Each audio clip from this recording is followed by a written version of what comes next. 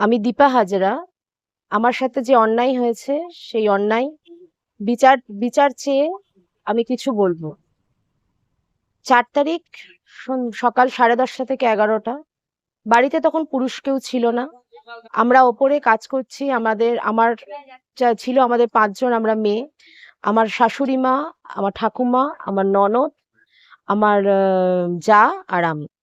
হঠাৎ দেখি একটা আতঙ্কিত শব্দ, ভাঙার শব্দ, চিৎকারের শব্দ শোনা যাচ্ছে।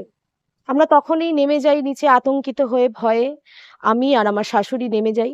গিয়ে দেখি হাতুড়ি, কাটারি, দা, ছুরি এসব নিয়ে বিভিন্ন লোক, অজানা অচেনা লোক, জানা লোক, মঙ্গল জানা, নিমাইশি, দেবু পাত্র, গোষ্ঠঘোরই, বিভিন্ন গণ্যমান্য ব্যক্তিত্ব আরো অনেকে অনেকে মিলে দাঁড়িয়ে আছে এবং অজস্র ভাষায় আমাদের গালাগালি দিচ্ছে আর বলছে দোকান ভাঙবে, দোকান ভেঙে ঢোকাবে।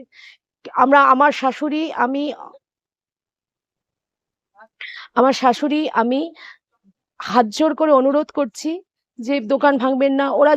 ওরা জানতো যে বাড়িতে কোনো পুরুষ নেই, ওরা সেই সুযোগেই এসেছে দোকান ভেঙে ঢুকবে বলে। আমার শাশুড়ি 60 বছরের, সুগার প্রেশার রুগী।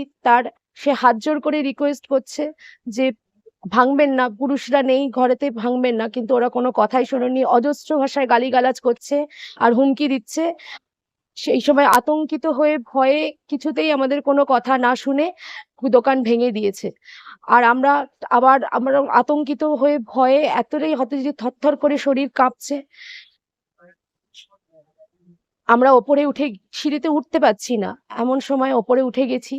ওরা সামনের দিক দিয়ে সিঁড়ি দিয়ে না দিয়ে পেছন দিকে সিঁড়ি দিয়ে হরি মন্দিরের ওখানে যে সিঁড়ি আছে, গিয়ে 3 তলায় গিয়ে ছুরি কাটারি, অনেকে গিয়ে ছুরি কাটারি হাতুড়ি নিয়ে গেছে। সেই দেখে আমার ঠাকুমা অজ্ঞান হয়ে গেছে। আমার ননদ, আমার যা ওপরে ছিল, ননদ সবে চান করে এসে বেরিয়েছে। ওরা দেখে এসে ওদের পুরো শয়তানি বুদ্ধি জেগে উঠেছে। ওরা তখন কি করেছে, আমার ননদকে আলিঙ্গন করে, আমি আর ক্যামেরা, আলিঙ্গন করে যা তা করার যা তা করছে। আমি ওদেরকে আটকাতে গেলে, আমি ওদের কাউকে কিছু বলে চেঁচাতে গেলে আমাকে হাতুড়ি দিয়ে, ছুরি দেখিয়ে বলছে একদম চেঁচাবি না, যদি চেঁচাস প্রাণে মেরে দেবে, আমাদের আগুন জ্বালিয়ে দেবে। এমন আমার শাশুড়ি মা সেই দেখে পুরো অজ্ঞানের মতো হয়ে গেছে। আমি ওদেরকে সামলাবো আর আমার ননদ কন্টিনিউ কেঁদেই যাচ্ছে। ওদেরকেও সামলাতে পারছি না, ননদকেও করতে পারছি না। এমন সময় হাতুড়ি, ছুরি, কাটারি এগুলো দেখে ভয়ে আমাদের বলছে যদি কাউকে জানাস আমরা মেরে দেবো, আগুন জ্বালিয়ে দেবো বাড়ি। আমরা এফআইআর করেছি পুলিশের কাছে, কিন্তু পুলিশ আমাদের কোনো সুরাহা করেনি। আমার কাছে একবারও আসেওনি, বলেওনি যে কি হয়েছে, কিচ্ছু করেনি। আমরা সেই জন্য হাইকোর্টের ঋষিরাজ মহান্তির দ্বারস্থ হয়েছি যাতে আমরা সঠিক বিচার পেতে পারি। আমি এখনো পর্যন্ত ভীত সন্ত্রস্ত হয়ে আছি। আমি ওষুধ কিনতে যাচ্ছি, বাজার করতে যাচ্ছি, সমানে আমাকে ফলো করছে আর অজস্র ভাষায় নোংরা ভাষায় গালিগালাজ করছে, টোন টিটকিরি করছে। আমরা বাইরে বেরোতে পারছি না। আমরা বাইরে বেরোতে পারছি না, আমরা সঠিকভাবে বাঁচতে পারছি না। পুরুষরা থাকে না, তারা কাজের সূত্রে বাইরে যায়। কিন্তু আমরা সঠিকভাবে বাঁচতে পারছি না। আমরা ওই জন্য মহামান্য আদালতের কাছে বিচার চাই যে তাদের যেন কঠোর থেকে কঠোরতর শাস্তি হোক, যাতে আমরা খুব সাধারণ মানুষ, যাতে আমরা সাধারণভাবে জীবনযাপন করতে পারি।